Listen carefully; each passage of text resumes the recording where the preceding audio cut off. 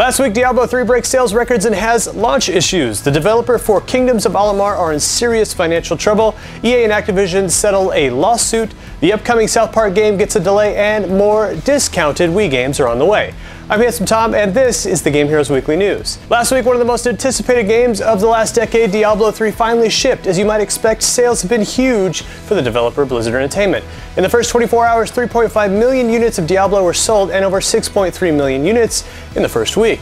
This makes it the biggest PC game launch in history.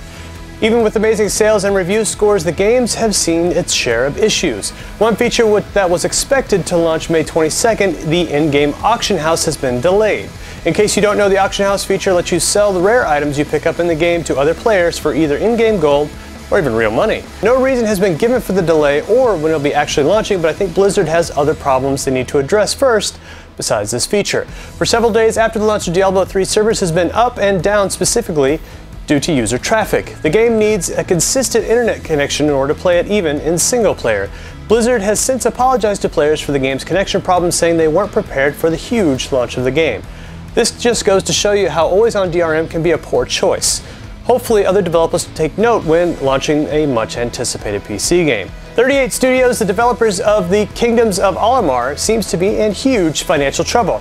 The studio missed out on paying its employees last week while trying to scrounge up money for a 1.1 million loan payment. Considering there was no money to pay employees, naturally the loan payment bounced. As a result, all the temp and contract employees at 38 Studios were let go in order to save money to pay off debts. The Rhode Island Economic Development Corporation loaned the studio $75 million to get up and running and create Amalur. Thankfully, the payment went through last week. If they couldn't make a payment, Rhode Island taxpayers would have been on the hook for it, plus interest until 2020. Rhode Island would assume creative control of the Amalur brand, which would be auctioned off to make up for losses. This week, all 379 employees are now laid off. Kingdoms of Amalur sold 1.2 million units in its first 90 days, but for the game to even break even, it needed to sell 3 million. There's still a possibility of 38 Studios to get new investors to buy the MMO they're planning to launch next June. So if there's a possibility that the laid-off staff may be rehired, we hope that works out. We'll keep you posted on any developments for this story in coming weeks. It looks like EA and Activision have come to a settlement over the departure of the former Call of Duty heads Jason West and Vince Zampella. In case you were living under a rock for the last few years, shortly after the launch of Modern Warfare 2, the game's publisher, Activision, fired both West and Zampella.